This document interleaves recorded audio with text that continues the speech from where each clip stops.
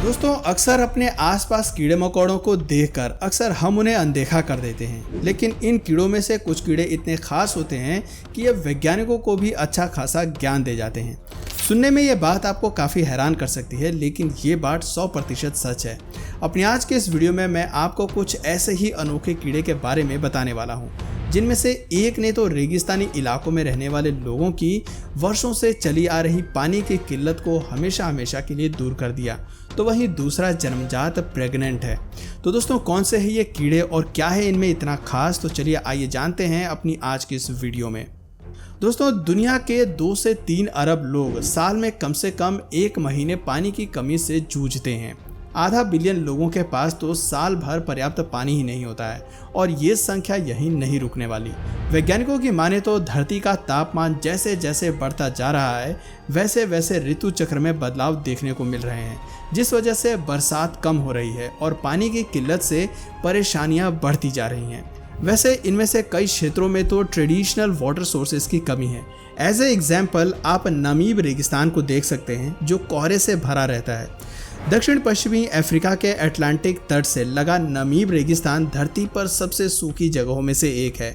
मंगल ग्रह की सतह जैसा दिखने वाला इस भूभाग पर रेत के टीले हैं, ऊबड़ खाबड़ पहाड़ हैं और बजरी के मैदान हैं। 5 करोड़ 50 लाख साल पुराने नामीब रेगिस्तान को दुनिया का सबसे पुराना रेगिस्तान भी माना जाता है, जबकि सहारा रेगिस्तान सिर्फ 20 से 70 लाख साल पुराना है। गर्मियों में नामीब का तापमान अक्सर 45 डिग्री सेल्सियस तक पहुंच जाता है और रातें इतनी ठंडी हो जाती हैं कि मानो बर्फ जम जाए। वैसे ये पूरा क्षेत्र ज़्यादातर समय घने कोहरे से ढका रहता है, जो अटलांटिक की ठंडी बेंगुआला धारा और नामीब रेगिस्तान की गर्म हवाओं के टकराने से बनता है। बसने के लिहाज से देखा जाए तो ये धरती के सबसे दुर्गम इलाकों में से एक है। फिर भी चौंकाने वाली बात यह है कि धरती की कई प्रजातियों ने इसे अपना घर बनाया हुआ है। नामीब रेगिस्तान के सबसे सूखे हिस्सों में साल में औसतन सिर्फ 2 मिलीमीटर बारिश होती है। कई साल तो बिल्कुल बारिश ही नहीं होती। फिर भी ऑरिक्स, स्प्रिंगबॉक्स, चीता, लकड़बग्घा, शुतुरमुर्ग और ज़ेब्रा ने यहाँ की कठोर परिस्थितियों में खुद को ढाल लिया है। शुतुरमुर्ग अपने शरीर में पानी के नुकसान को कम करने के लिए अपने शरीर के तापमान को बढ़ा लेते हैं। ऑरिक्स बिना पानी पिए सिर्फ पौधों की जड़ और कंद खाकर हफ्तों तक जिंदा रहते हैं। लेकिन इन सब से अलग यहाँ एक बीटल रहता है, जो कोहरे से पानी निकालता है और उससे ही अपनी प्यास बुझाता है। जी हाँ, ये बात सुनने में आपको ज़रूर अजीब सी लग रही होगी, लेकिन ये सच है। ये बीटल फॉग से पानी निकालने में कैपेबल है। ये फॉग से कितना पानी निकाल सकता है ये डिपेंड करता है कि हवा कितनी तेज़ चल रही है और सरफेस कैसा है। दोस्तों ये बीटल फॉग से पानी निकालने के लिए रेगिस्तान के ऊपरी हिस्से पर जाकर टिल्ट होकर खड़ा हो जाता है और जब हवा चलती है तब हवा इसकी बॉडी से टकराती है, जिससे इससे पानी मिलता है। दरअसल नेचर ने इसकी बॉडी को इस तरह से डिज़ाइन किया है कि इनकी बॉडी बहुत ही आसानी से हवा से पानी निकाल सकती है। इसकी बॉडी के सतह पर गोल उभरी हुई संरचना होती है और जब हवा इससे टकराती है तो हवा में मौजूद पानी इसकी बॉडी की सतह पर रुक जाती है और फिर वो पानी ग्रेविटी की मदद से छोटे छोटे ड्रॉपलेट्स के रूप में धीरे धीरे नीचे आने लगती है, जहां बीटल उसे पीकर अपनी प्यास बुझाता है। इस बीटल के सामने आने के बाद साइंटिस्ट ने इस पर कई तरह के रिसर्च किए हैं, जिसके बाद उन्होंने इस बीटल की खासियत को देखते हुए इसे नामीब डेजर्ट बीटल का नाम दे दिया है। साथ ही वैज्ञानिक इस नतीजे पर पहुंचे हैं कि अन्य सरफेस के मुकाबले नामीब डेजर्ट बीटल के एक्सोस्केलेटन पर मौजूद ये बम्प्स यानी इस तरह के सरफेस कोहरे से पानी निकालने में 2 गुना ज़्यादा मददगार होते हैं। यानी हम ये कह सकते हैं कि इस बीटल ने वैज्ञानिकों का परिचय उस टेक्नोलॉजी से कराया जिससे वो अब तक अनजान थे। आज अफ्रीका के कोहरे वाले ज़्यादातर क्षेत्रों में छतों के ऊपर आपको इस तरह के डिज़ाइन वाले टाइल्स देखने को मिल जाएंगे, जो कोहरे से पानी कलेक्ट करने का काम करते हैं। इसके अलावा वैज्ञानिकों ने बीटल के बम्प्स की तरह फॉग मैशेस भी तैयार किए हैं, जो कोहरे से 2 गुना ज़्यादा पानी निकालने में कारगर होते हैं। दोस्तों वैसे आपको जानकर खुशी होगी कि आज के समय में नामीब डेजर्ट बीटल ने दुनिया भर के रेगिस्तानों में रहने वाले करीब 1 बिलियन लोगों की पानी की किल्लत को दूर कर दिया है। तो दोस्तों ये तो हुई नामीब डेजर्ट बीटल की बात। अब आइए उस कीट के बारे में जानते हैं जो जन्मजात प्रेग्नेंट होते हैं।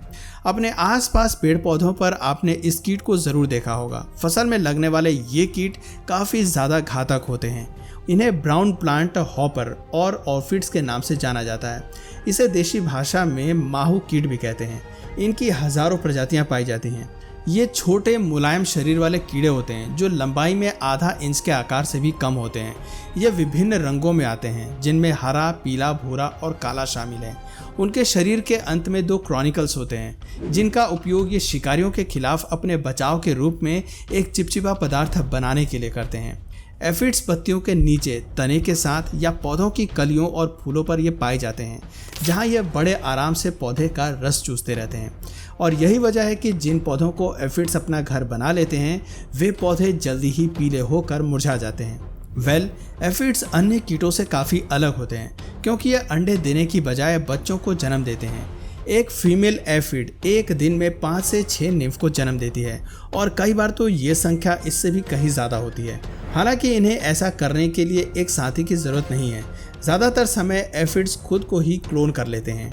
यहाँ आप उनके अंदर उनके क्लोनों की बढ़ती संख्या को देख सकते हैं। हैरानी की बात यह है कि ये बच्चे जन्म के समय से ही प्रेग्नेंट होते हैं और ये 1 या 2 सप्ताह में अपने खुद के क्लोन को जन्म देना शुरू कर देते हैं। इसलिए आपके बगीचे को संक्रमित करने के लिए इनकी केवल एक संख्या भी काफ़ी होती है।